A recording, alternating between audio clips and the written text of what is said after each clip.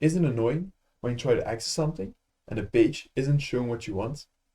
I'm Mike Vandersanden, a researcher at Hasselt University in Belgium, and I'm working on the digital vigilance project to help us detect and understand internet interference. When I was younger, I loved reading books. I was always trying to find something that would fascinate me.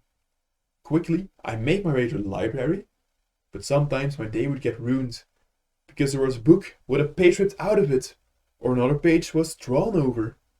And something similar is happening on the internet. For some people, pages are being ripped out of the web. For others, pages are drawn over if anything considered inappropriate is shown on them. People are losing access to sometimes critical information. This information can be manipulated or disrupted. Manipulation changes content. What is sent is not what is received. Disruption makes some information inaccessible. The internet is partially shut down. And since the internet is a complex cooperation of various mailboxes that forward messages from sender to receiver, which is required to access the various services that make up the internet, there is opportunity to intercept the messages and start interfering with them. And this opportunity is being taken by various bad actors. Interference takes place all over the world, impacting many people, both socially and economically. These actions result in billions of dollars being lost each year, impacting mainly the average person who tries to keep up with friends or just do some business. Besides that, a splinternet emerges.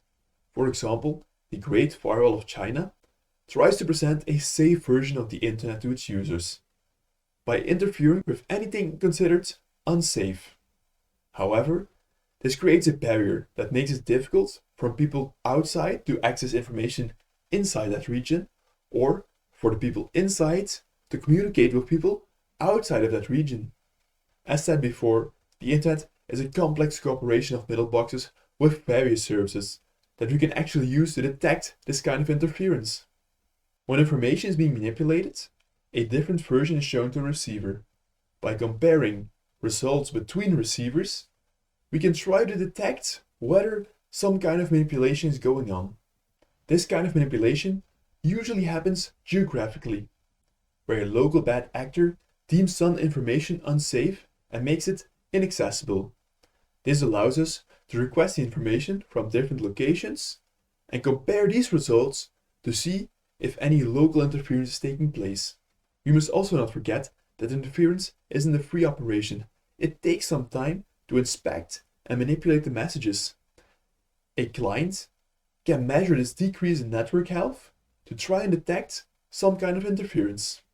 This project aims to use a holistic approach, creating a knowledge base by combining various datasets taken from different vantage points that all measure interference in some kind of way, for example, the previous methods.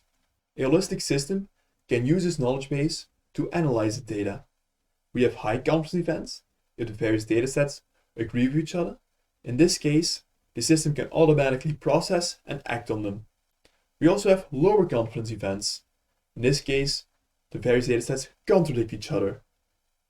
The system can still assess a manual analysis process by intelligibly presenting the data. For example, you're trying to reach some information on a web server. The knowledge base shows which paths can reach a server and which gets disrupted. By looking at this data, we can try to find the potential cause of interference.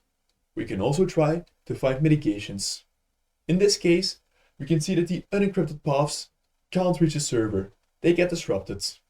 We can speculate that there is something in these messages that is triggering the interference. But we can't tell that the encrypted paths can reach a server. We can guide a user to a path that accesses the information. This project helps us understand interference and guides to an internet where information is fair and open to all. I'm thrilled that I can work together with the Internet Society on this project. And if you are as excited about this topic as I am, feel free to reach out and maybe we can build together towards a more resilient internet.